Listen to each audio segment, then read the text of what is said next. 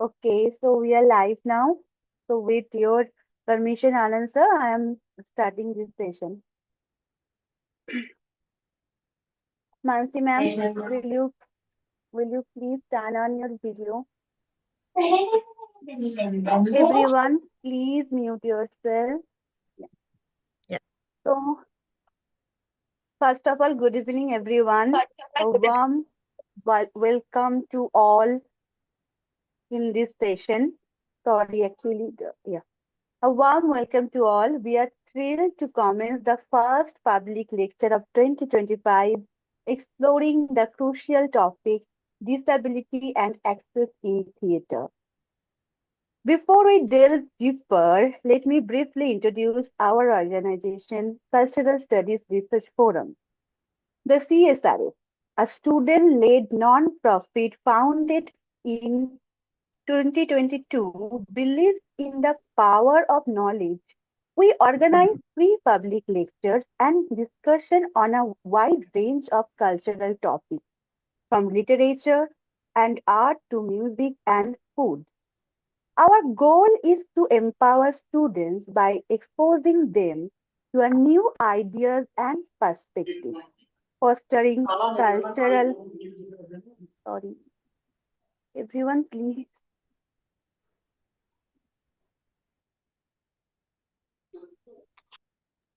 Sorry, ma'am, for the inconvenience.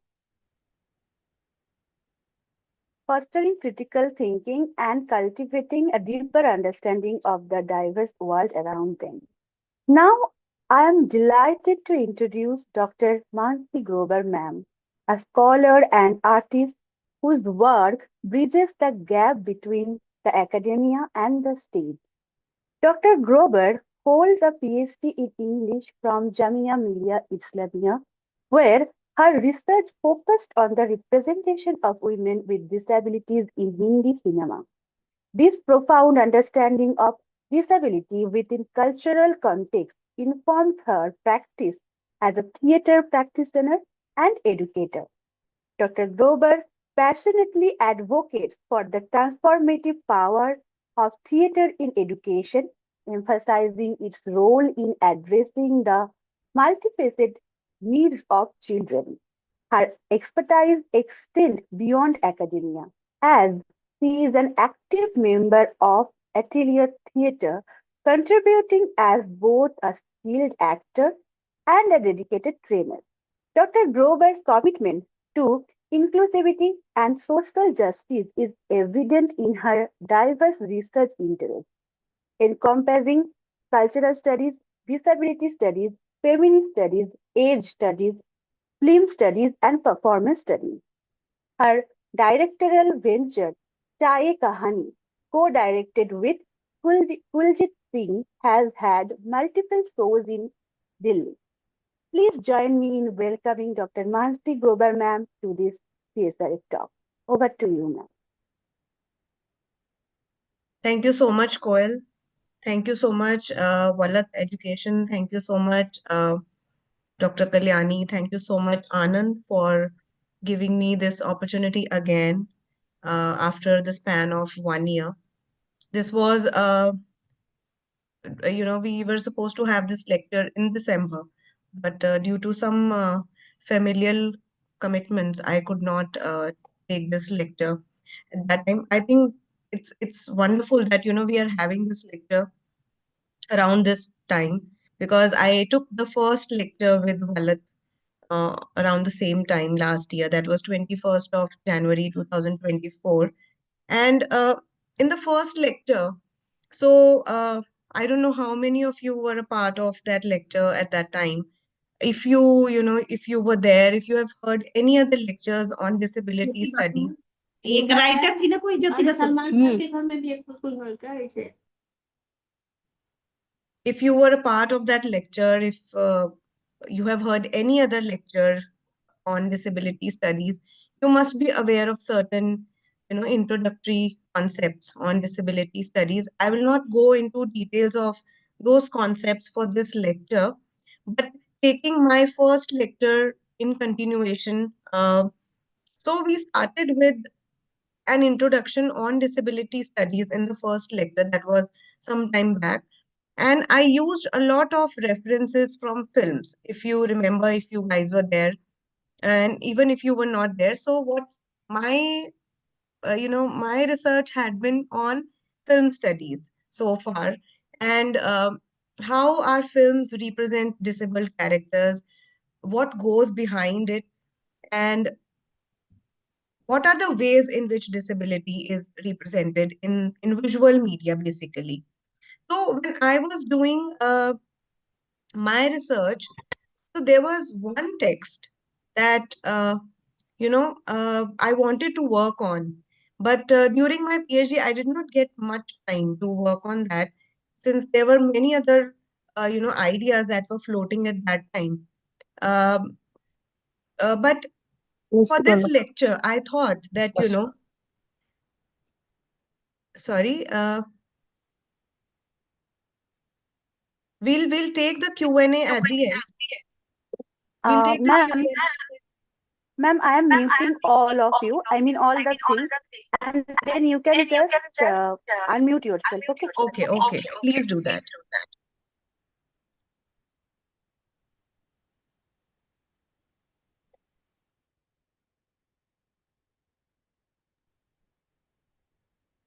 Am I audible, Koil? Yes, yes, ma'am. Okay. So, in the first lecture, I talked about films, and so there was this one text which, when I went on researching, I felt that this one text has a lot of, impact on how we look at theater today, how we look at drama today, how we look at visual media today, and that is Natya Shastra. So, Natya Shastra is one text which created a lot of curiosity in me that, I wanted to study it again. I read the text when I was in my bachelor's. So, for this lecture, what I have done here is I'm going to talk about Natya Shastra at some length, and I will also talk about the various projects that we have taken under this whole idea of disability theater, disability and theater, and this whole idea of access. So, I'll just start sharing my PPT here. Koel, also just keep me posted on whether the slides are moving or not, because at times I've faced that problem a lot. Okay. Sure, So ma'am. just in case the slides are not moving, just stop me in the middle. Yeah, just a Okay, ma'am. second. Hmm. Oh,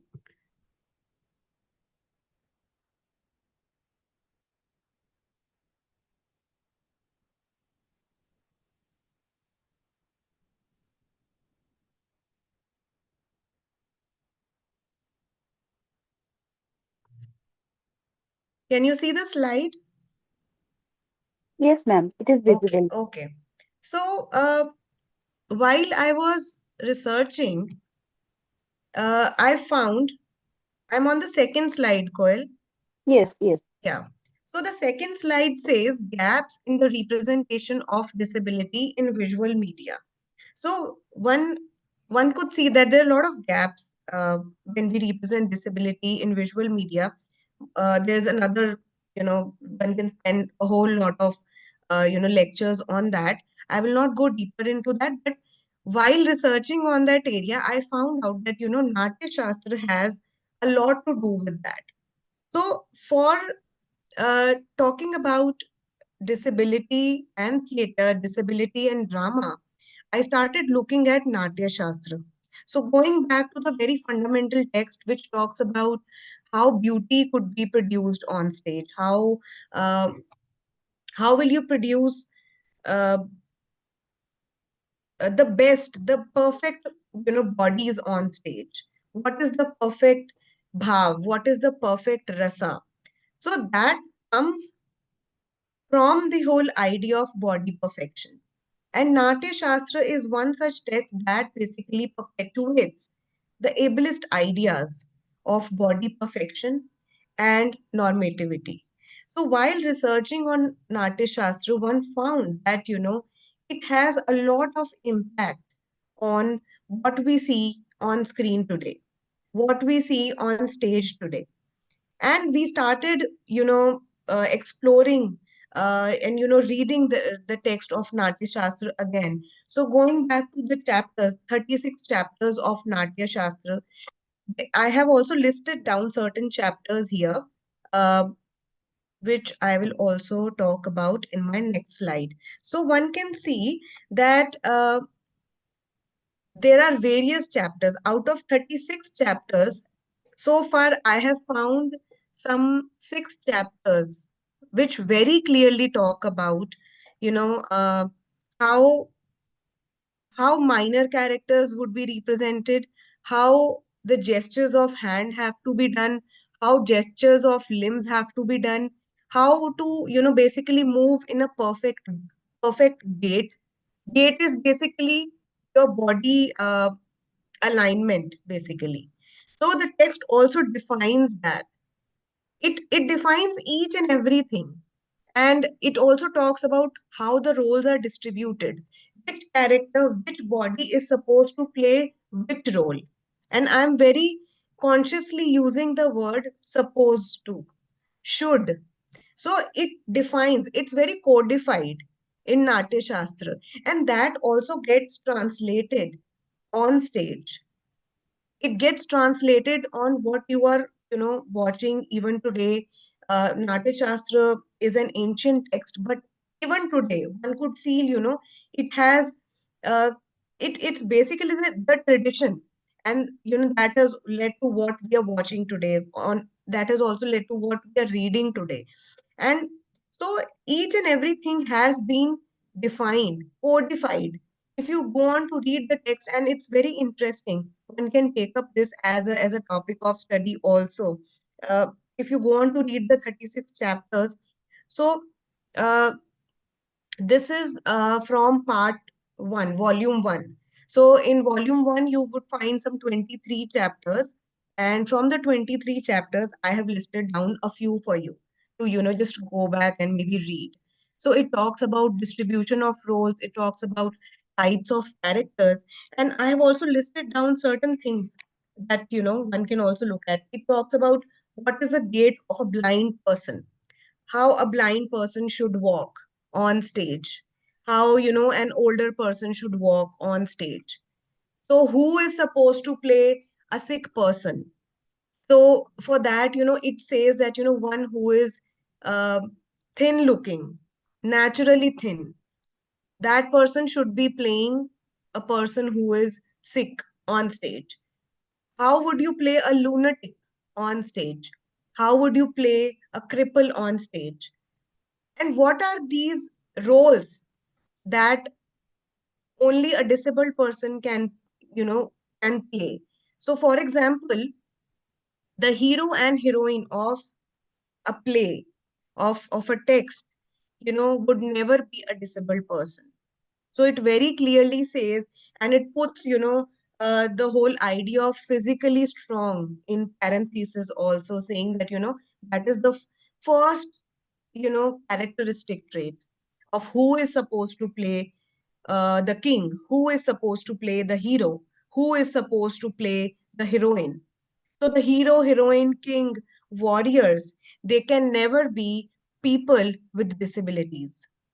So now where does Natya Shastra give space to people with disabilities? It is only where, it would talk about either the jester. Now, who is a jester? Jester is this one character on stage who is supposed to induce laughter. And it very clearly says that uh, through the limbs. So the jester would be creating laughter through his limbs, because either, he might have one leg short, he might not have one of the arms, he or she might not have one of the, the legs. So that will produce laughter on stage. So it's very interesting to see where Natya Shastra is giving space to disabled people. One of the ideas here is that of jester. The second role that it gives to disabled people is that of a slave. Very, very clearly, it says, now this is again in the last chapter of volume 1 in the chapter 23rd, distribution of roles. It says those who are slow moving, dwarfish, hunchbacked, uncouth, odd faced, and fat, one with expressionless eyes, one eye blind, small chin, low nose, ugly raiments, evil nature, deformed body. These people could be employed in the role of slaves. Those who are naturally thin must be employed to represent tired characters, tired, sick, fatigued. Those with short height, hunchback, bald headed, tawny eyed must be employed as jester. So one can very clearly see how Natya Shastra is basically talking about what should be produced, what should be done on stage, how it should be done. And should is the main word here.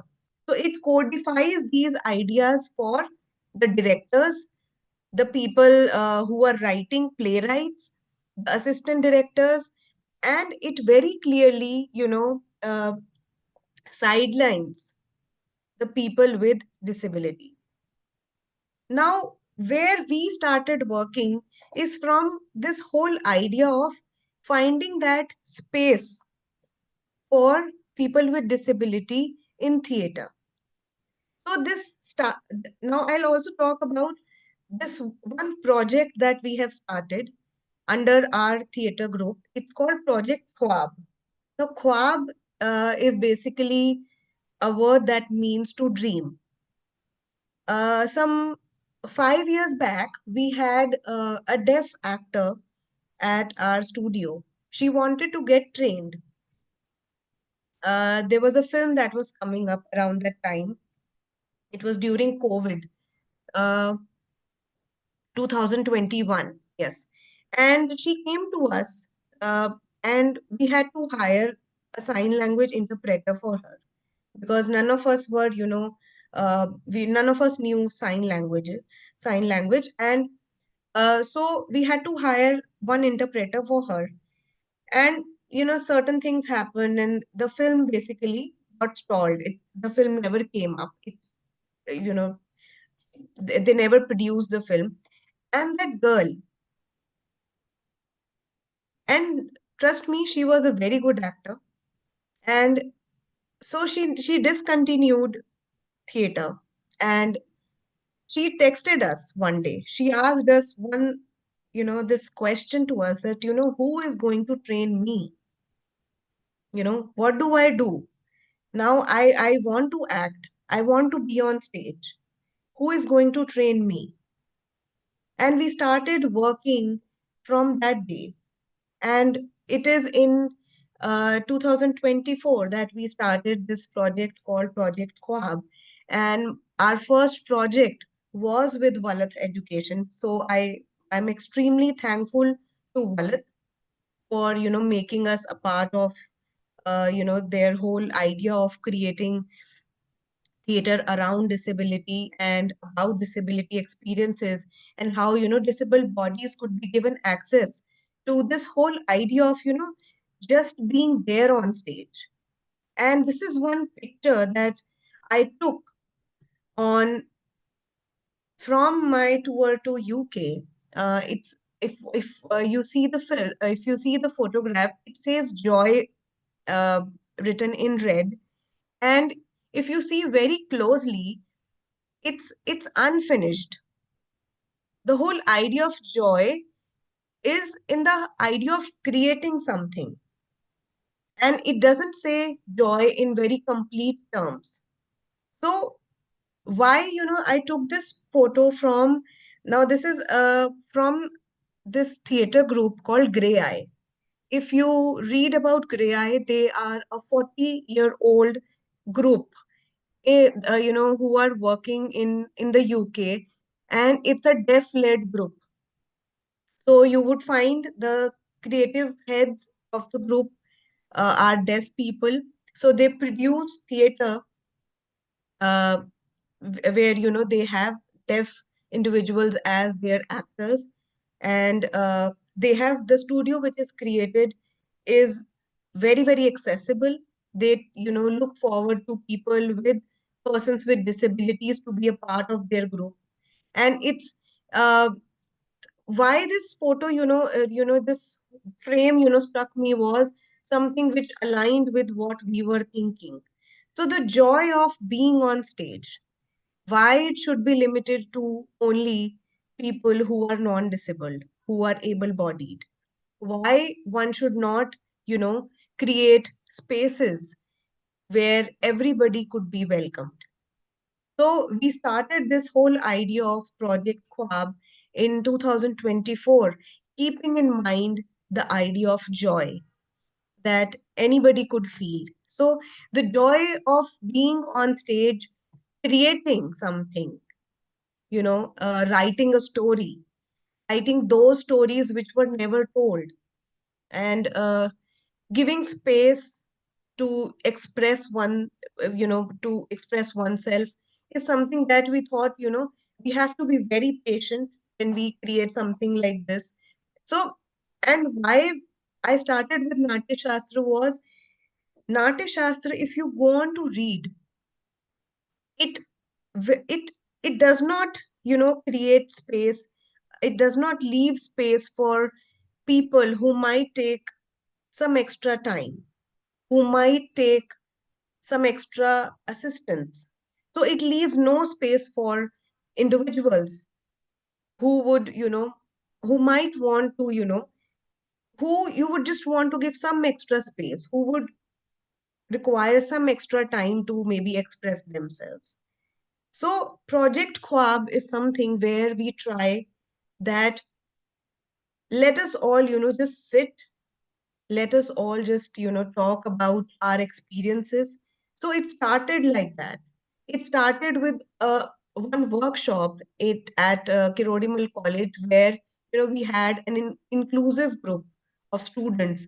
We had some 25 students, uh, where five of them were people with blindness, two of them had locomotor disability. So we created a group where each group should have one blind individual, one person with some sort of locomotor disability. And while we were, uh, being a part of the workshop, we also realized that there were so many other conditions that the students talked about. Few of them came up with, how they feel that they are on the spectrum.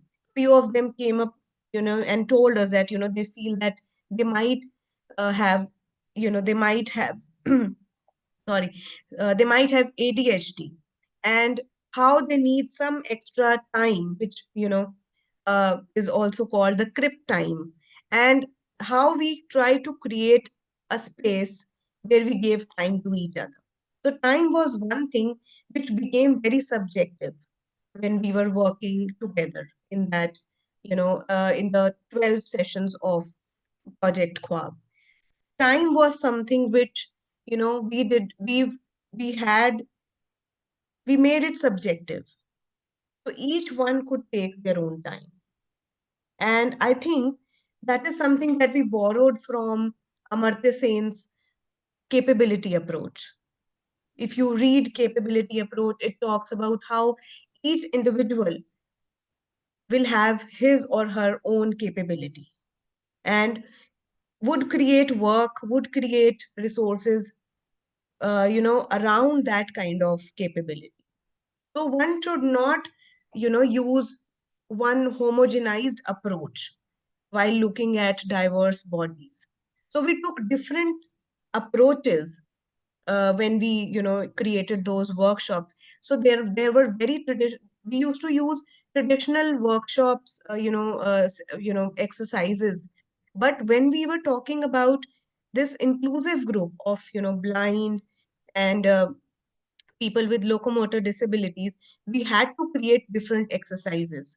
We could not use those traditional exercises, theater exercises, which we did, which we would usually do when we would not have you know, any sort of disabled students with us.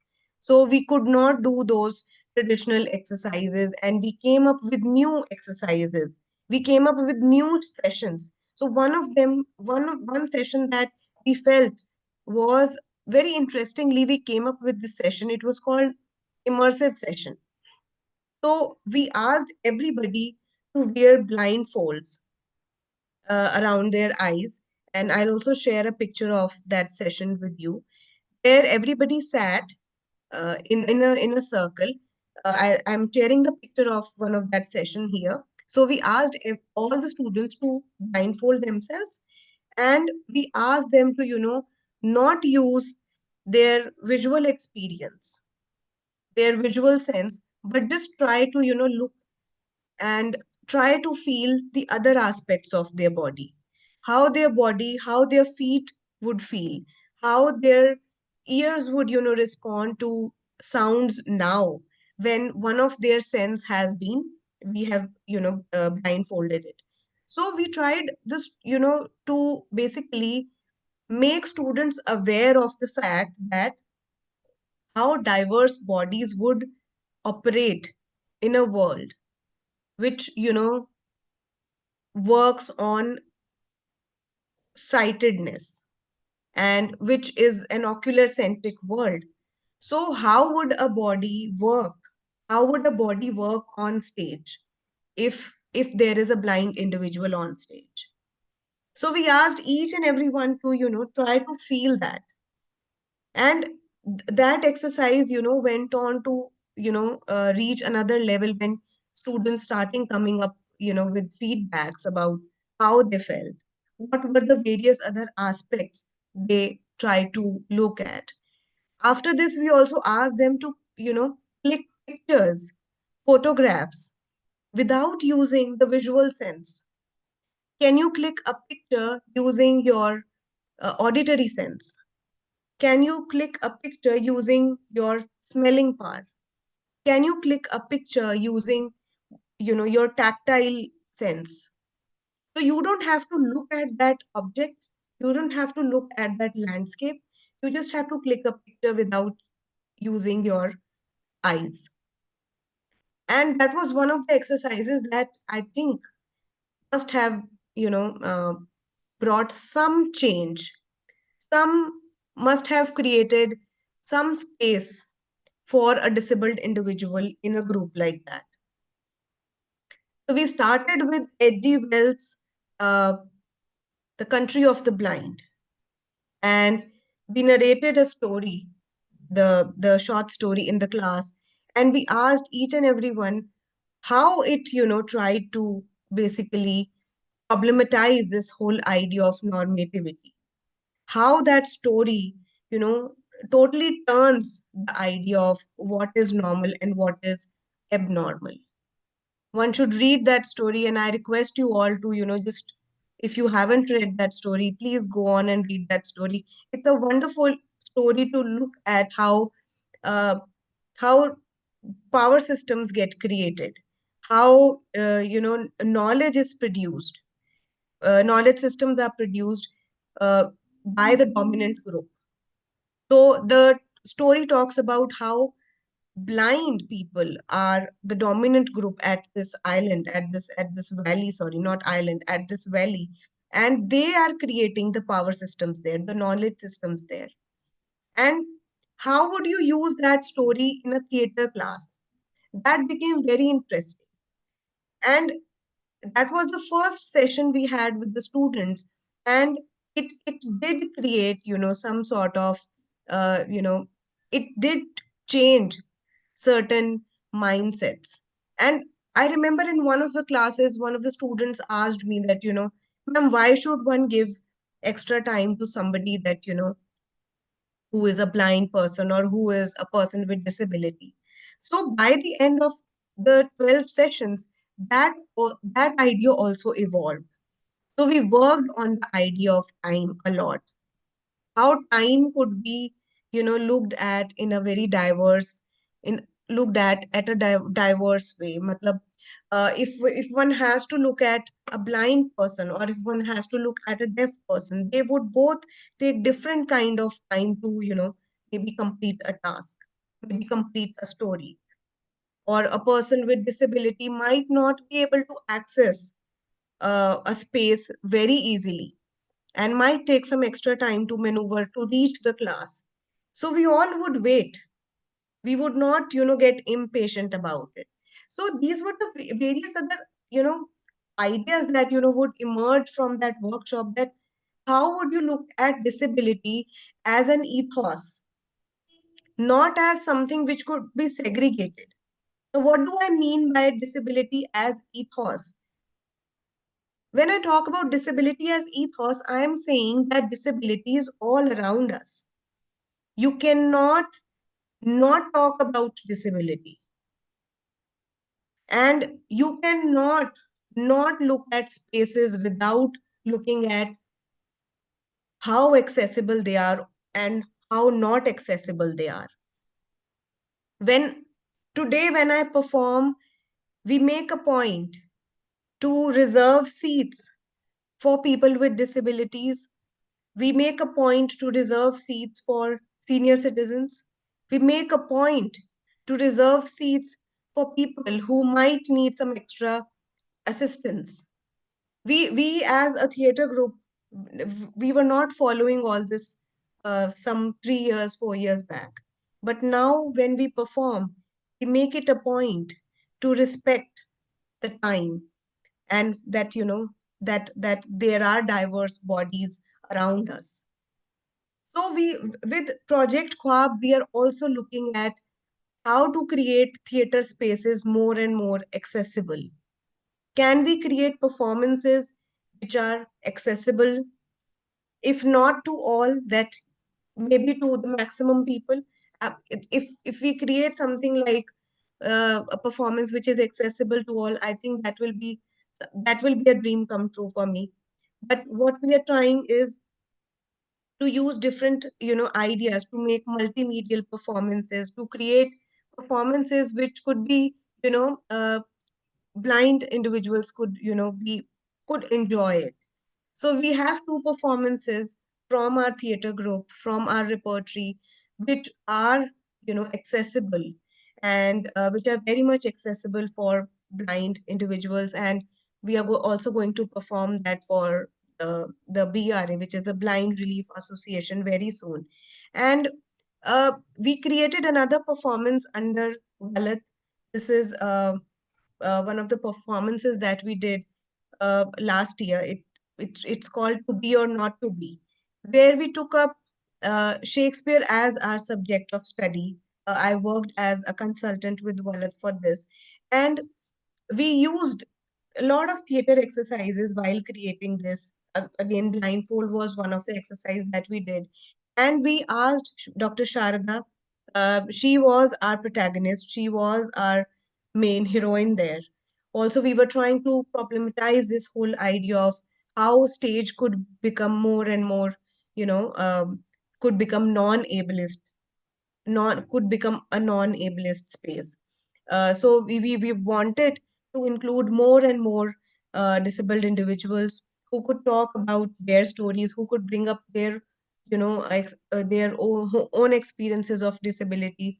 And Dr. Charada included one of her poetries in our text also, in that script that we created.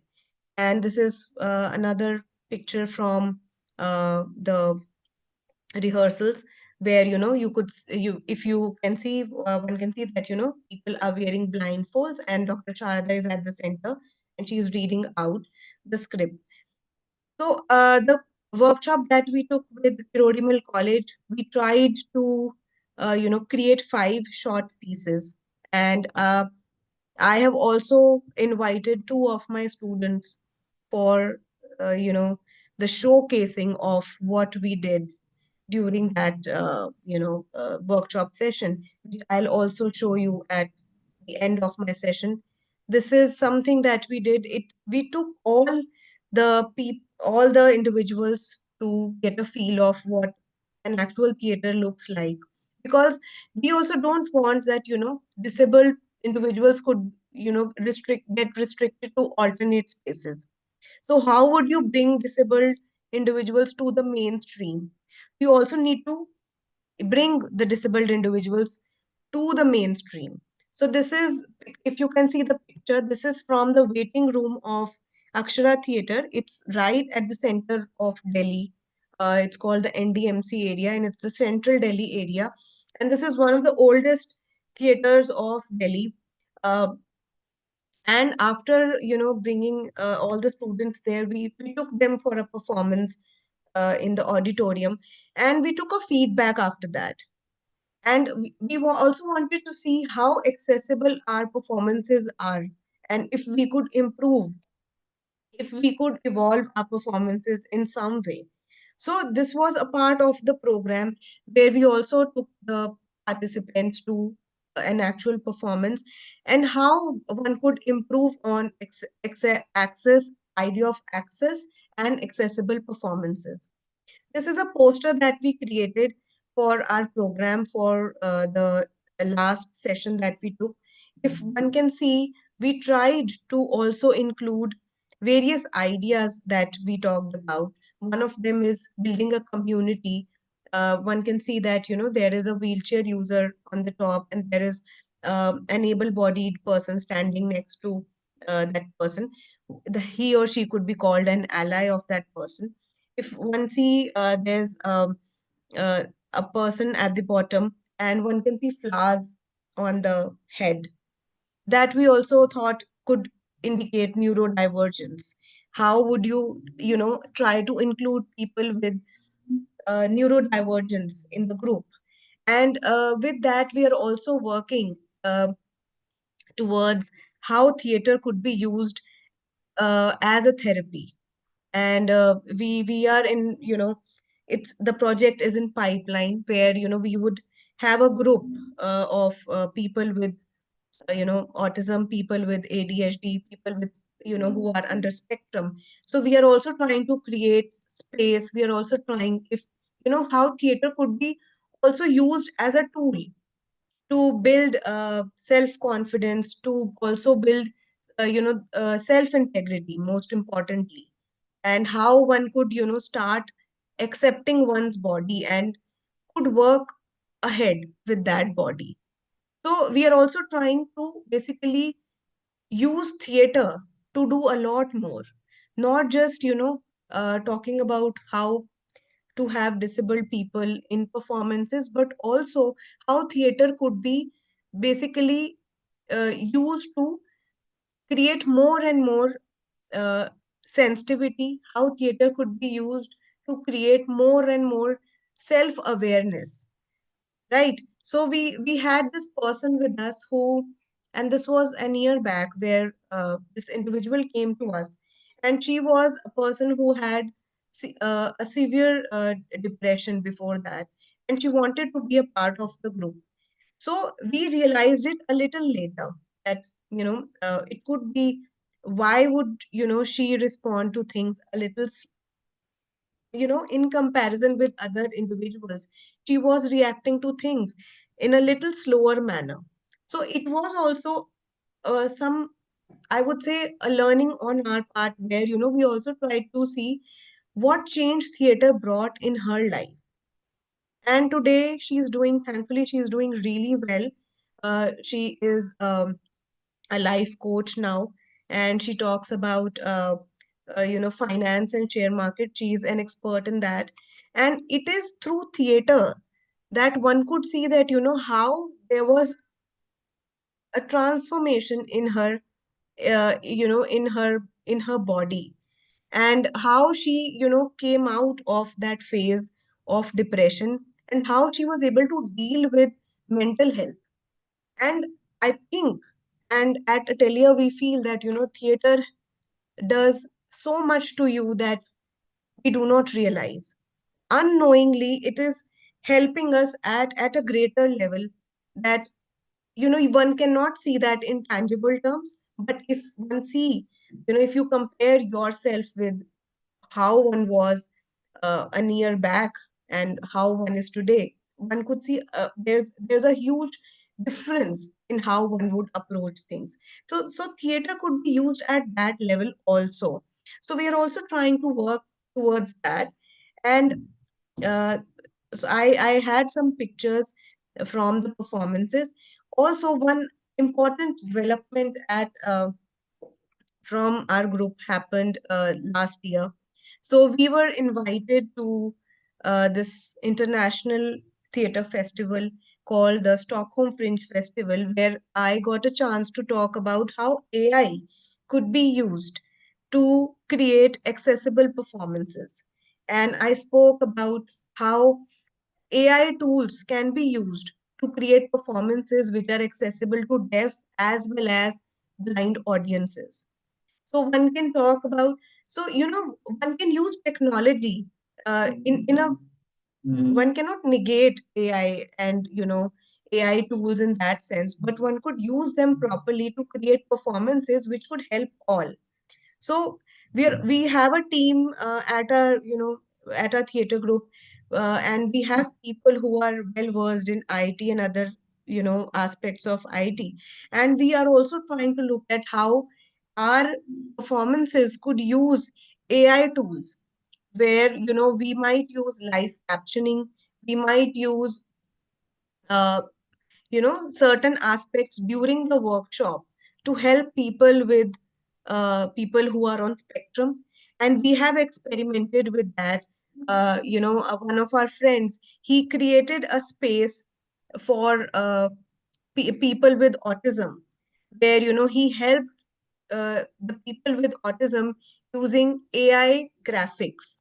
So he created grocery stores to help people maneuver and see how they could uh, gain confidence in moving out, and how would they maneuver in a grocery store. So that we did with uh, children who are at this young tender age, and they do not have the confidence to move out at different how would you move in a store where you are surrounded by people. So AI could be used in creating those spaces, through artificial intelligence. One could create those spaces where you could help people maneuvering in that space, and that could get translated into real life. So that kind of experimentation is also happening in Delhi. And we have a few friends from the circle who used very actively, who would use AI tools in their performances. So I spoke that at length at the Stockholm Fringe Festival. Now, there were a lot of challenges also that we faced while we were doing the workshop. And we wanted, it is not possible to work with all the disabilities to to work and create a, an experience, wholesome experience for people with different kind of disabilities. So that is one limitation that we also face, that certain performances might not be accessible to blind audiences, and certain performances might not be accessible to deaf audiences. So what is that process now? So we are still working on that, how to create performances which are accessible to more and more people. It will be an ideal situation if one could create performance which is accessible to all, which everybody could enjoy. Why is it so important to talk about access? Now, when I move to an auditorium, I also think about, if someday I have a disability where I'm not able to walk, or say I'm not able to bend my back, will this theater space give me space to enter? Will there be some space for me to enter and perform? I don't think so. That is something that we see today.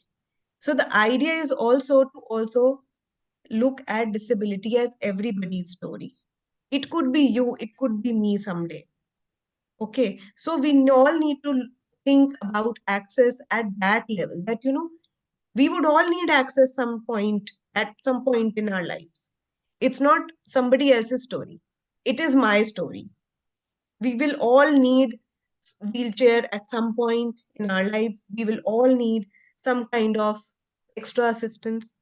We still use a lot of objects that we have around us are assistive devices, but we don't realize it. Spectacles is one of the objects that we use. Lenses are is one of the objects that we use. Our phones are one of the objects, which is an assistive device for a lot of us.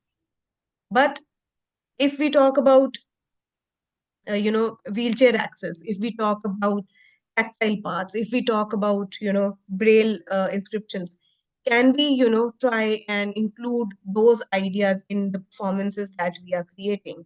So we are working, we are, and we were also thinking that whether it is possible or not, whether this kind of performances are actually possible or not. And then we came across this one performance. It's called Antony and Cleopatra. So I watched this performance. I was in the audience at the Globe in the UK, and I watched this performance, Antony and Cleopatra, where Antony and Cleopatra are an interabled couple. So Cleopatra here is a deaf individual. She would, talk in sign language, and Antony is a non-deaf person. And the entire play, Cleopatra was talking in sign language, whereas Antony was responding in, was talking, was, he is a hearing person, but when he was responding to Cleopatra, he would use sign language. So it was a wholesome performance where they also had audio visuals on the top, and the entire performance was a mix of sign language as well as spoken language with audio visuals on the top. So they were able to create something which everybody could enjoy. And I think this is something that we are attempting at Atelier. We are attempting with Project Quab, that if we could produce a performance that everybody is able to enjoy, if we could all have the right to joy, if we could all have the right to dream, and if we are able to create that kind of access to joy, access to dream, and access to happiness. So, with this, uh, I bring here a few sample works that we produced. Uh, so, there is one sample work which I thought it's a written text, but before that, I don't know how much time I have. I would like to invite two of my students. They are on the call right now. One of them is Araf, the other one is Dhanush, and they have a short piece here. So they would basically perform online for you. They have written a short piece as a part of our uh, performance that we created for Project Quab. I can see Arav here. And we also have Dhanush. Yes, Dhanush is also here. I welcome both of you, Dhanush and Arav. And over to you. I give you 10 minutes. You can talk about what is the performance, and just give us a page and a half of your performance. Okay, ma'am. Right. Over to you, Dhanush and Arav. I'll stop my screen sharing here. I did have two more samples with me, but I'll see if I will have time. I'll share it here. Otherwise, this is the one sample work that I felt was so effective, and it was very well done. And I thought that, I should all, I should get it for all of you here. Yes. Arav and Dhanush, over to you.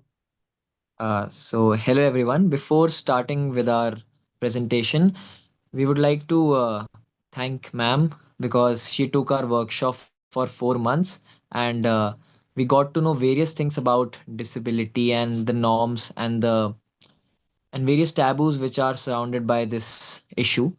So we inculcated all the learnings in our performance, and we got to know a new perspective of this issue in our society, the insensitivity and the exclusivity that is present in the society. So we would like to start. So I would like to share a small story. When we came to the Atelier studio in Mukherjee Nagar, uh, Kuljit sir and Mansi ma'am were there. I asked them that we are not able to write the script. We are having very confused. We are having a very big confusion uh, regarding what to write and what to not. So they presented a very beautiful idea. Dastan. Dastan means tale or a story. So we wrote our script in a form of a story. So it's not a play. It's not a your everyday projection. It's a very different kind of idea. So yeah, we would like to start. शुरुआत एक गाने से होती है. कुछ तो लोग कहेंगे, लोगों का काम है कहना, छोड़ो बेकार की बातों में कहीं बीत न जाए रहना. कुछ तो लोग कहेंगे, लोगों का काम है कहना. So in the backdrop of this, the protag is sitting and he goes, ये मेरी तस्वीरों की दुनिया है. इसमें पंछी हैं, नदियां हैं, रंग बिरंगे फूल हैं, लोग हैं, शैतान है और भगवान भी है. और मैं एक पेंटर हूं, या कहूं वॉनबी पेंटर, जो थोड़ी अतरंगी चीजों से तस्वीर बनाता है. वैसे तो मैं एक प्राइमरी स्कूल का टीचर हूं, तो अक्सर तस्वीर कशी का समय निकाल लेता हूं. वैसे मैं एमए इन हिंदी हूं, लेकिन उतनी किताबें नहीं पढ़ी जितनी अजीब और गरीब तस्वीरें बनाता हूं. मेरठ शहर, ऊपर से एक अंधा, टाइम पेंटर बनना तो यहाँ मुश्किल है. और वैसे भी पेरेंट्स का तो सेट होता है ना, कॉलेज जाओ, नौकरी करो, शादी करो और उसके बाद अपने शौक पूरे करो. अरे, आप सब ऐसे क्या देख रहे हो भाई? अंधों के पेरेंट्स भी सेम ही बात करते हैं. आह. और लोग अक्सर पूछते हैं कि भाई तुम तस्वीरें क्यों बनाते हो. मैं कहता हूं कि भैया बाहर की दुनिया पर तो मेरा कोई कंट्रोल नहीं है, तो सोचता हूं कि कागज पर ही थोड़ा सा कंट्रोल जमा लूं. और जहां तक बात रही मेरे पापा की, तो पता है मेरे पापा क्या कहते हैं? अरे छोड़ो, पापा लोग तो कहते ही रहते हैं. ये तस्वीरों की दुनिया से मेरा बड़ा पुराना याराना है. लोग अक्सर कहते हैं कि तुम किन चीजों से तस्वीरें बनाते रहते हो. ये चम्मच, ये छुरी, ये कांटा. खैर छोड़ो, लोगों का क्या है, लोग तो कहते ही रहते हैं. और लोग इतना ही नहीं बोलते, लोग ऐसे भी बोलते हैं कि अंधे के पास तस्वीर बनाने का बहुत बढ़िया हुनर है. वो कहते हैं ना कि भगवान एक चीज छीन लेता है तो दूसरी दे देता है. अगर ऐसा है तो हे भगवान, मेरी ये टांगे काट लो और मुझे गाने का हुनर दे दो. गाता रहे मेरा दिल, तू ही मेरी मंजिल हो. कहीं बीते ना ये रातें, कहीं बीते ना ये दिन, कहीं बीते ना ये रातें, कहीं बीते ना ये दिन. ये हमारे प्रोटैग की कहानी. अब इस प्रोटैग के इर्द गिर्द दो किस्सा गोई बैठे हुए हैं, तो वो इस प्रोटैग की बहुत शानदार तरीके से वाहवाही कर रहे हैं. दास्तान नहीं फरमान है ये, उसकी मजबूरी नहीं पहचान है ये. बेसहारा अकेला तन्हा नहीं है वो, बल्कि खुदा का मेहमान है ये. तालियां दोस्तों, तालियां. अरे आप बस भी किए रुस्तम मियां, कितना बनावटी बोलते हैं आप. आप ना मुझे सुनिए. रब ने छीन लिया उसका मुशाहिदा करना. आलम तो ये आया कि हारा वो, उम्मीद नहीं बचा उसके पास कुछ. लेकिन वो कहते हैं ना, देने वाला जब भी देता देता छप्पर फाड़ के. देने वाला जब भी देता देता छप्पर फाड़ के, देने वाला जब भी देता देता छप्पर फाड़ के. किति किति कितना, किति किति कितना, दिखता ना दिखता ना दिखता दिखता, किति किति कितना, किति किति कितना, दिखता ना दिखता ना दिखता दिखता. दिया उसको ऐसा हुनर कि आया वो पहाड़ लांग के. बाप रे. अगर कभी कोई अनपढ़ों की जमात बनानी होगी ना, तो सबसे पहले आप शामिल होंगे. तो अब मेरी सुनो. अल्लाह का वो बंदा, नूर उसके चेहरे पर, तस्वीर कशी भी क्या करता था हुजूर, दीवाने देखते देखते घायल हो जाते। आंखों की उसकी बैटरी तो थी फ्यूज, लेकिन आपने पेंट ब्रश से सारा जहान वो रोशन कर देता था।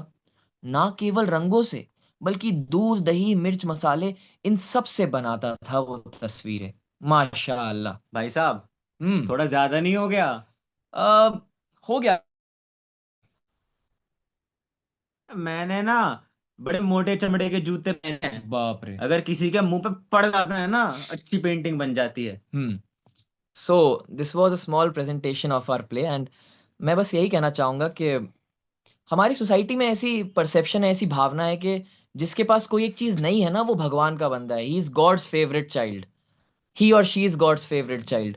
तो हमारे समाज में ऐसा होता है कि the story which we try to portray is of a man who is not able to see, who is blind. But since he is blind, so people are very sympathetic towards him. They are not seeing his talent, they are seeing he's a blind man with a talent. So both are very different things. So we have tried to portray that we should not see a person with his disability, we should see them with their talent. Disability is there, but the talent is also there. So it's a presentation of our it's a presentation of our dastan. Dastan is very poetic, so we have tried to blend some Urdu and some Hindi and some songs in it. So this was a small presentation. Hope you liked it. Thank you, Mansi ma'am. Thank you so much, Arav. Thank you so much, Dhanush. Uh, yes, thank you so much. So, this one presentation that we created, it was basically to problematize this whole idea of Divyangjans and how disabled people are seen with, with as with people with divine power, with people as divine beings. So, what these two were trying to do was to basically problematize the nomenclatures that are used to address disabled people. So, the five pieces that we created were looking at different aspects of disability in our society, right? So this was one of the presentation that I thought I'll have here for the lecture. Koyal, do I have a little more time? Yes, Or ma'am. Yes, okay. ma'am. So what I'll do here is I do have one more sample work which I think should be of interest to people who are from literature background or people who are from performance arts background. And I've what we did while we were working with Galat education, we picked up characters from Shakespeare's text and we try to look at how, if they are given agency, uh, would they write a different story? For example, Ophelia. And this is one piece that we had created during that time. I'll try to put it here on screen. Yes.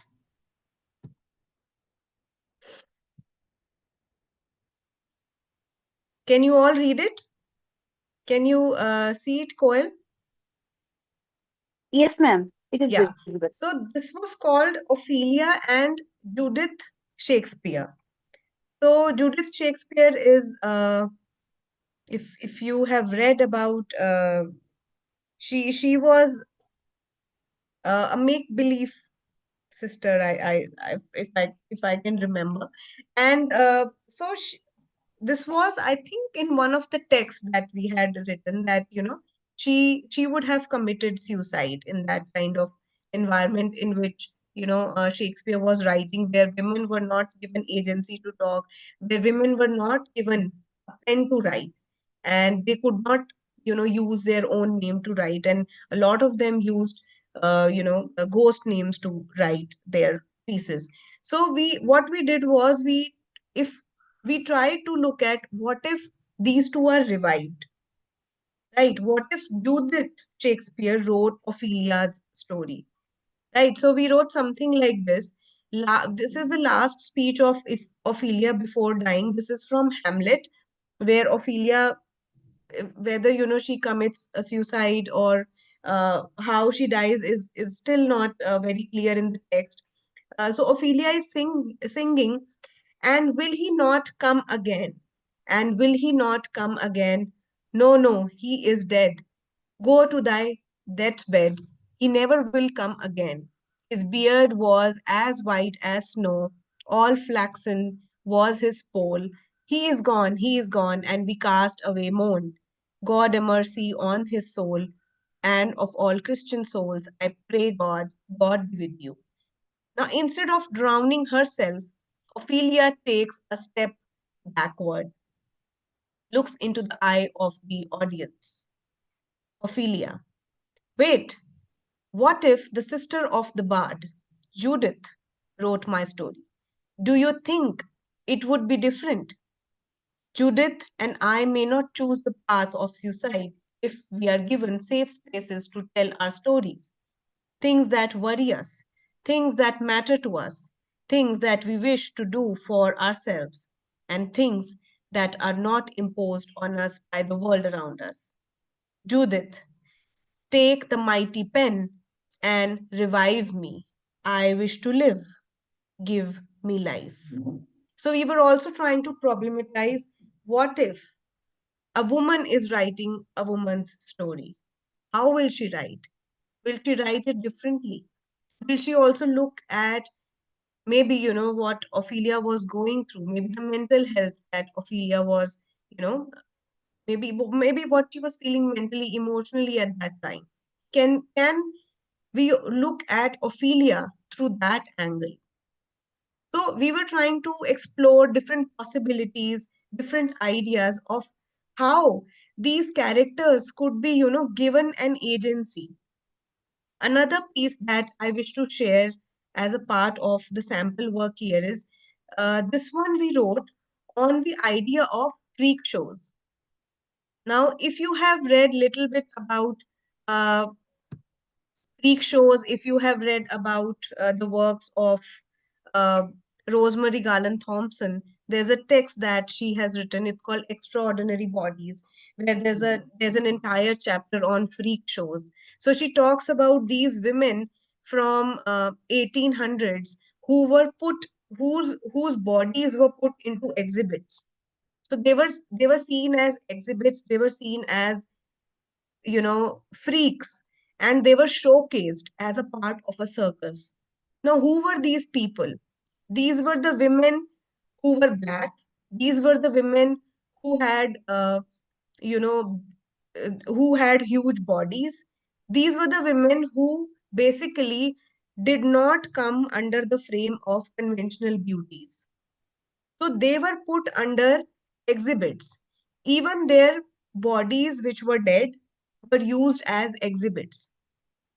So these were the three women. If you can see, I have created a table here where the three women, Tono Maria, Julia Pastrama, and Joyce Heath, the three women who were in the exhibits of P.T. Burnham's circus.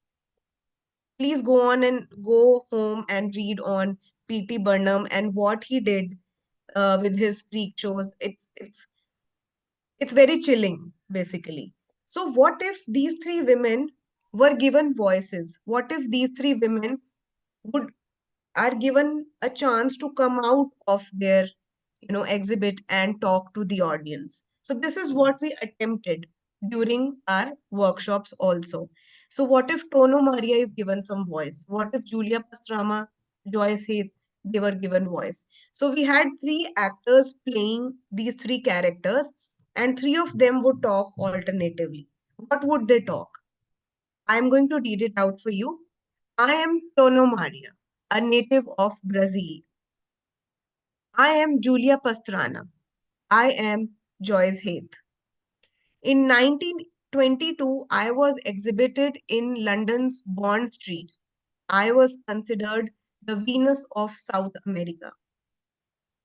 Julia Pastrana says, I died in 1860, but I was not laid to rest. My embalmed body was on display for almost 100 years. I was called the ugliest woman in the world. Joyce Heath would say, that freak. P.T. Burnham called me a freak because I was old. black, toothless, blind, crippled, and a slave. I was his first freak in the year 1835 in Philadelphia with the title The Greatest Natural and National Curiosity in the World. Coming back to Tono Maria, in the Stone Age, we would be called monsters. Julia Pastrama would say, P.T. Barnum called us freaks. Joyce Haith would say, in 2024, we would be seen as disabled. Coming back to Tono Maria, why were we exhibited as freaks in why were we exhibited as freaks by Burnham? He made a sheer spectacle of our bodies just because we looked different. Different. Different from whom? From Burnham and people like him. Different from white, able bodied males. We were an embodiment of what collective America took itself not to be. We were an amusement for the normative white population. Burnham capitalized on curiosity, curiosity of an extraordinary body, calling it conspicuous consumption. It reduced me to my scars. I had a congenital condition that became monstrous for Burnham and his audience. Audience, yes, the audience is equally part of the culture of spectacle that Burnham started. Is it not happening even today? Though freak shows got banned, they could be manifesting in some other form around us. Depends on the gaze. Whose gaze is it? And how that gaze gets manifested itself. What about the voyeur in all of us? And I end my lecture here talking about that it is also up to us what we wish to consume. And that is what gets decided by the visual culture. We are basically deciding what we wish to see. So if you see representation of disability done in an inappropriate way, it is also, it also it puts an onus on us also that maybe we are perpetuating that kind of culture, visual culture and media culture that would either glamorize, patronize, put people on pedestal, or would reduce them to tragic characters. Thank you. Thank you so much, ma'am. Thank you, Koel. Actually, it was an interesting session, and your students also did a good job. I Thank you so really much. love to Thank you hear. so much. If anyone has any question or query or anything else, Yeah, just please feel free ask to to give ma'am. feedback, anything you wish to say. If you can't unmute yourself, then just raise your hand. I will give you the access. Hmm. Do we have any questions in the chat box? I can also address Uh, them. yes, ma'am. Actually, yeah. Siddhant, you can unmute yourself Hello, and ma'am. ask Hello. the question. Hi, Siddhant. Hello, ma'am. I have one question. So when we have a disabled person on the stage, and if we are trying to give them a character that we usually see a normal person play, so is Hmm. there any sort of difference in the nuance and the expression or the something different that someone different from a normal person brings to the stage, or the way they approach a certain character? I think, Siddhant, uh, if you can mute yourself, there's a lot of disturbance at your end. I'll answer a question. Yes. And Siddhant, it's an interesting question, and I also would like to share a small anecdote. I was talking to Abhishek Anika. If you have read his work, it's called The Grammar of My Body. And I was having a chat with him about, disability theater and access and other things. So he raised a very pertinent question of, you know, and that also made me wonder that maybe yes, that is also very true. He told me that, as a disabled person, I also want to play a person who is non-disabled. And is there a way to do that? I think there is no codes and conducts of playing a certain character. Even if we look at a non-disabled person playing a disabled person, there are no ways to do that. And there's a very famous word for it. It's called tripping up, and it's vice versa, I guess. So Tobin Cybers also talks about it, that if you are basically putting a non-disabled actor in place playing a disabled person, you are doing an injustice to that role, basically. If you take up certain stance, if you take up certain nuances, if you are just trying to only look at the superficial aspect of how blindness should be played, and if you are just trying to look at the body movements of tilting, groping, and other things, so that is something that he talks about, that he's totally against it. And again, that if you are saying, if that person is playing an able-bodied character, I don't think so there's a way to do that. I don't know if how to answer this, but there are no ways to be that person. If for example, if one is playing, say for example, if a heterosexual person is playing a lesbian or a gay, there is no way to do that, right? So I think it's very much like that. There's no way to do that. There is no way to be a blind person. There is no way to be a deaf person. And this is what I've been talking about here, that Natya Shastra codifies everything. That this is how a blind person should, be played on stage. So, and that is what I'm trying to problematize, that there is no way to do that. Even if it is playing a non-disabled character, if it is, playing a disabled character. So there is no codes to basically play that particular character. Was I able to answer it, Siddhant? I think, ma'am, yes. I'm Hmm.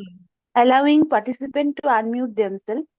So you can just unmute yourself and ask question. Hello, ma'am. I'm so sorry about the noises. I have a bad headphone. But you answered me. What I was trying to say is that if we are talking about a disabled person, someone with different than ourselves, then there has to be some sort of internal monologue that they have that we might not have. So what I was really interested was about the psychological layers that they might have that we might not tap into. So when if you put a disabled person in a drama situation where something where we know a normal person will react like this, but I want to know how a disabled person or someone different from us, like a homosexual or someone LGBTQ. I was interested in that. I hope you are able to understand my question. Siddhant, when we are creating a character, it's not something that happens over a span of 2 years or 2 days, sorry. So it is a very gradual process. We sit on that character and we basically write down some 100 aspects of that particular character. And then basically we decide how that character would move, how that character would speak. So there is a text, if you are interested in performance arts, it's called 100 questions for an actor. If you, it's there on, it's easily available. The PDF is available online. You can check it. It says 100 questions. So, that is an example that I'm giving, that, any character that we are building, it doesn't happen in a day's time. It takes time. You try to absorb that character. There is one character that I have been playing for last 7 years on stage. It's a comedy show that we do. And even today, I try to put something more there, something more every time I'm playing that character. So I'm always adding to it. So it is not something that I can say that, ye aise hi hoga and this is how it will be. And our directors would also tell us that, it's up to you. You think about that character, you get into that character's skin and see what works for you. So theater is basically about exploring, stepping into somebody's shoes and exploring how one would react. So I have no ready-made answer for this, Siddhant. Basically, we get into the skin of that character, and only then we will be able to play that character truthfully. So it's the truth of the moment there. You need to go and read a few texts to understand what I'm saying. That, what is that moment of truth when you become and you be. Like, so becoming and being, that transition from becoming and being is something that I'm talking about. When you enter that skin, when you are that person, you be that person. So becoming is like still being, trying to understand. And being is when you are there, when you are in that character's skin. It doesn't happen in a day's time. It takes years, it takes a few performances. So even today, when I'm performing that one character, I'm still, trying to see, maybe figure out that, it's been 7 years. She would have a different idea now, maybe. So it is a very gradual process. And we basically try to live that character, be there for that moment of truth.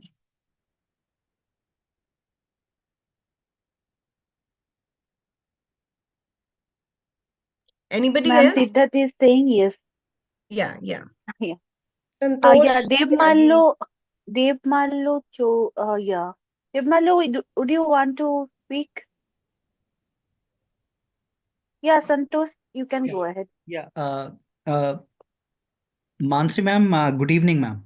Hi, Uh, Santosh. Good evening. yeah, ma'am. First of all, thank you very much for your time, Thank you and so much, Santosh. your session was very, very enlightening and very heart touching. Ma'am, it's up to you to answer my question, but I realized that you were getting little emotional. Like, is it true, or I just sensed it wrongly? Like, I felt so that you were getting little bit sentiments, little bit emotional. Is it true? At what time? At what point, Like in the Santosh? beginning when you were talking about um I think the play, so I felt that you were very you became very emotional. So, what I'll tell you, Santosh, that actor that came to us, that deaf actor, the point is she asked those very pertinent questions that as theater makers, as people who are working with a group for past 8 years, our group is 21-year-old today. And, that person had, just she discontinued theater after that. Mhm. So it's like, somebody got a chance to feel that joy of being on stage, and today she's not doing that. So Hmm. that, I would understand. always be with me. I would always keep her in my mind. I always send her a text before any workshop that I take, that, you're always on my mind. When I take any lecture, when I take any session on disability studies, that, this was one person who asked me this one question, and it just moved me. Like, I was like, who is going to bridge it then? It is Mhm. people, it is the people, allies like us, True. who are going to, take this opportunity, take this whole, idea forward. And we would need allies to do that. One a disabled person would need allies to, take the dreams forward. And I think it's that was something that I must have made me Yeah, yes, a ma'am, little you're right, you emotional. got it Yeah. right. Yeah, Because I'm very emotional about her. yeah. So, Yeah, yes. I understand. Ma'am, one more question. Like, I I really appreciate the way you've been thinking about the uh, differently abled people. Uh, and I think very few people are very much considerate about those people and the way you have been thinking. My question is like, how did it happen? Like, you, what made you think, and how did it happen that you started uh, thinking of incorporating the disabled people in your work and creating the kind of place so that they could also, I mean, differently able people could enjoy too. How did it happen? Like, So, Santosh, in one of my slides, I talked about why I feel access is so important because it's been almost 11 years now that I became a student of disability studies. I still call myself a student of disability because I'm always learning new things from the texts, from the people that I meet. And I realize that, it is not somebody else's story that I need to look at, basically. It is Mhm. my story. Mhm. Someday I would want to perform on stage. Maybe I'm on a wheelchair and, there might not be a Mhm. wheelchair access to that theater. So how would that happen? Right. One of my friends, and that is and the friend, he is very close to me. In an accident, he has lost one of his eye, Mhm. and the other eye has just 30% vision left. And he would come to my place, we would talk about it, and his identity has totally changed from what he was before that accident to what he is now.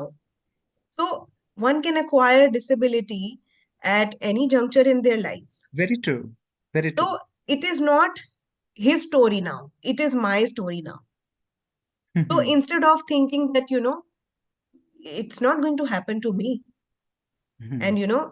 and this whole idea of disability binaries में जो हम बात करते हैं, Mhm. अ, वो सब हटाने की बहुत जरूरत है, Yeah. क्योंकि the moment we create a binary it is us and them, but we need to be we here, it is our thing. Yeah. So I think that is what is puts my head there, that one needs to keep thinking like that. Only then you would be able to work in a more passionate manner. Otherwise it will be, you're just doing superficial work. Yeah. And I also try that, I read more and more, tried. And also I have also come to terms with an autoimmune condition that I live with. True. So Yeah. so we might have certain conditions that we think they are not a part of that large disability umbrella, but Mhm. they are. I live with an autoimmune condition. I may call myself able bodied, but there are limitations that I have. I live with certain limitations. Mhm. And I can also relate with people who are living with limitations. Maybe I don't have that kind of limitations, physical limitations, but I do have limitations. Yeah. So anybody could be, having that bodily limitation of any sort.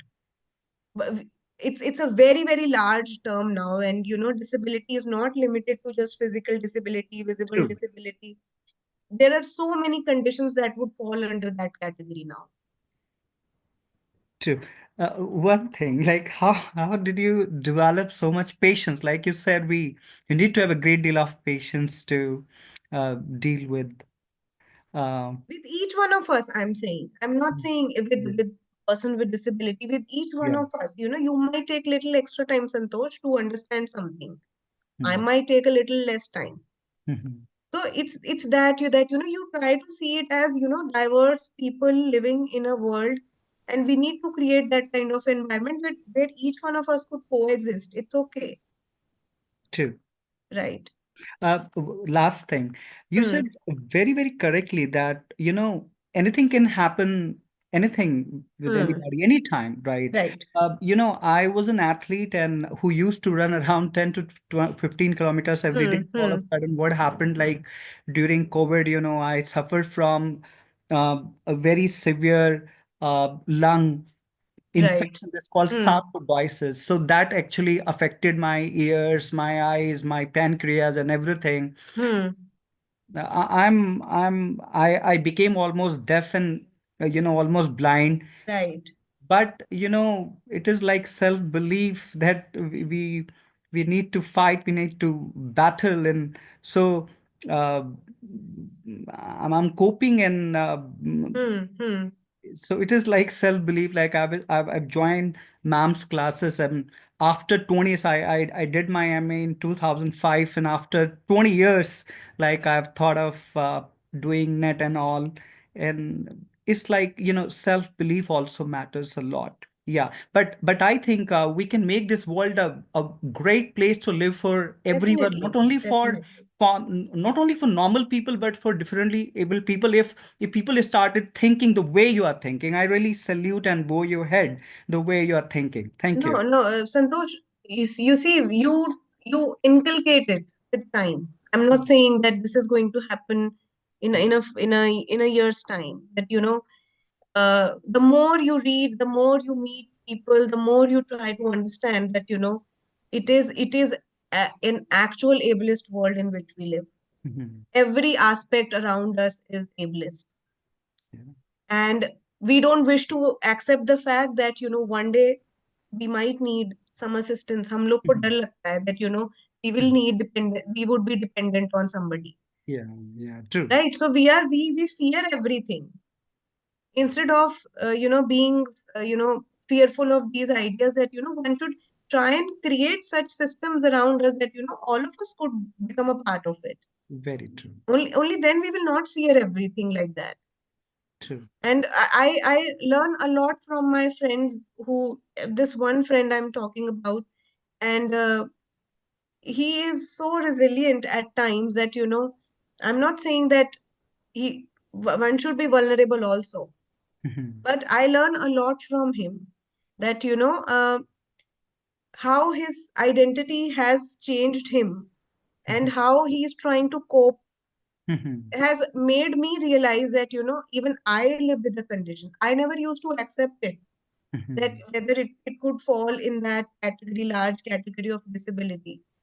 But now I've started accepting it. Mhm. So it has brought a change in me also. So we all need to be aware of the fact that anybody could be vulnerable, anybody could have bodily limitations. True. So we are all very diverse people with diverse body types, with diverse kind of thinking, Mhm. True. right? Very true. Thank Hmm. you very much, Thank you so ma'am, much, for your Santosh. time. And it was really a great session and Thank interaction. you so much. Thank May you so God much, bless Santosh. you. Thank you so much, ma'am and Santosh. Ma'am, one query is there from Devmalu Mukherjee Right. that he's asking that in Oedipus the king blinds himself in the end. Is that to Hmm. be played by the same character or a real blind character? Actor, sorry. Real, yeah, I think it can be played by anybody. exactly. As I was telling you while I was talking to Abhishek, and he just said that I wish to play a person without a person who is non-disabled. Why would you just give me roles which are disabled roles? Just because I am a disabled person, you are giving me disabled roles. So it could be played by anybody in that sense.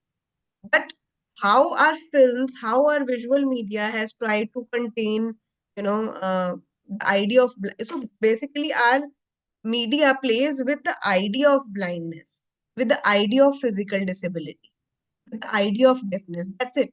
It is not going into the nuances of how blindness impacts a person's life, how a blind body would operate in a world. जो हमारा visual media है, it is also operating in that binary, उससे ऊपर हम निकल नहीं पाए हैं. I am talking about Hindi cinema right now. Malayalam cinema has tried to, diversify itself, has tried to go into the deeper nuances of disabilities, and it's very appreciative of that. I feel glad that I have friends who would suggest me films from Malayalam cinema that Mansi, you should watch this film. And I feel great that we are producing films that are also, not just doing a superficial representation of certain disability, but are also talking about sensitive portrayals of disability. Very recently, I watched this film that was on Alzheimer's, and I was amazed that such kind of work is also coming up. So, just answering your question, I don't think so that that would be an answer to if there is an answer to it, that who would be playing the role of Oedipus there, and a blind person could play a role of Oedipus. A non-disabled person could play a role of Oedipus. I think it depends on how we are portraying it, or how we look at the idea of blindness as punishment. I think that is the larger question that one should be looking at. That disability as a punishment. Why would he blind himself towards the end? Because disability is seen as a punishment in our society. In the ableist society that we live in, disability is seen as a punishment. It's an act of karma. And this is how it's seen in every culture, if you see. It's not just Indian culture. When we talk about Greek culture, we have a lot of commonalities with the Greek culture. And one could see how the characters are, created in Greek literature. They would all use that idea of disability as punishment, disability as tragedy, and characters are created around it. So one could go into deeper levels of looking at that idea. Yes, ma'am. Hmm. So,